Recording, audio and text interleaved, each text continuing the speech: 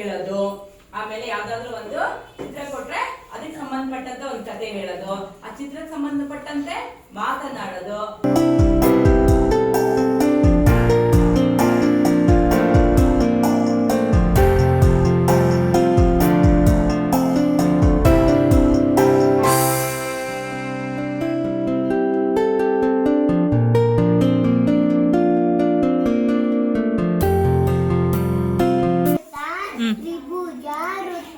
ಚೌಕ 797, 999, 546, 37 ಚಕಟ 6 ಜನ ಕಲಿಸ್ಬೇಕು.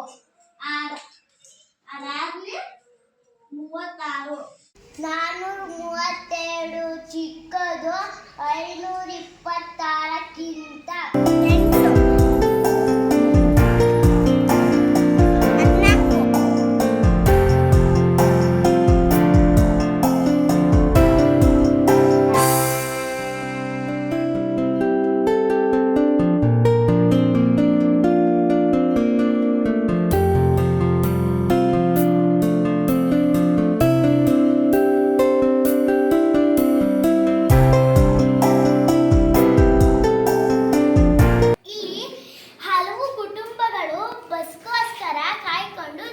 ಏನಾದ್ರೂ ಉತ್ತರ ಹೇಳಿದ್ರೆ ನೀನ್ ಪ್ರಶ್ನೆ ಮಾಡ್ತೀಯಾ?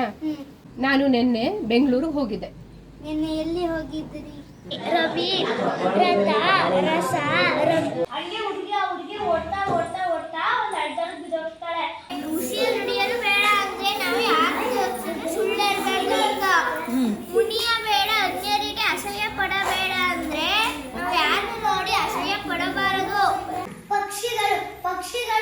ಪಕ್ಷಿಗಳಲ್ಲಿ ಹಲವಾರು ಪಕ್ಷಿಗಳು ಯಾವ್ಯಾವ? ನವಿಲು, ಕೋಗಿಲೆ, ಬಾತುಕೋಳಿ.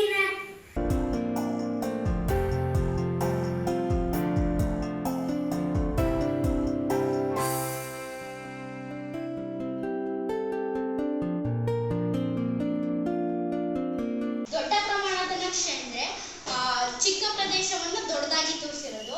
ಇಲ್ಲಿ 5 ಮೂಲಾಂಶಗಳಿರ್ತವೆ.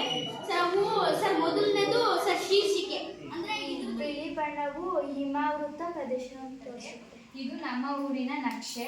ಮಹಡಿಗೆ ಆಯತದ ಸಿಂಬಲ್ ಕೊಟ್ಟಿದ್ದೀನಿ. ಇದು ಏಷ್ಯಾ ಖಂಡದ್ದು ಪ್ರಪಂಚದ ಅತಿ ದೊಡ್ಡ ಖಂಡ. ವಾಲುವಿಕೆ ತೋರಿಸುತ್ತದೆ. ಗೋಳ. ನಾವು ನಮ್ಮ ಊರಿಗೆ ಗಾಣಾಳು ಎಂಬ ಹೆಸರು ಹೇಗೆ ಬಂತು ಎಂದರೆ ಹಿಂದಿನ ಕಾಲದಲ್ಲಿ ಗಾಣವನ್ನು ಹಾಕುತ್ತಿದ್ದರು. ತಲೆಮಾರಿನ ವಂಶವೃಕ್ಷ ಬರೆದಿದ್ದೇನೆ. 4ನೇ ತಲೆಮಾರಿನವರು ಪಟೇಲ್, ಕುಂಟೇಗೌಡ ಮತ್ತು ಇದು ಯಾವ ಕಾಲದಿಂದ ಇದೆ ಅಂತಾನು ನಾವು ತಿಳ್ಕೊಬಹುದು. ಈ ನಾಣ್ಯಗಳಿಂದ ಅವರು ಅದು ಯಾವ ಕಾಲಾವಧಿಯಲ್ಲಿ ಬಳಸ್ತಿದ್ರು ಅಂತ ಗೊತ್ತಾಗುತ್ತೆ. ಮತ್ತೆ ಅವರು ಯಾವ ಭಾಷೆ ಮಾತಾಡ್ತಿದ್ರು.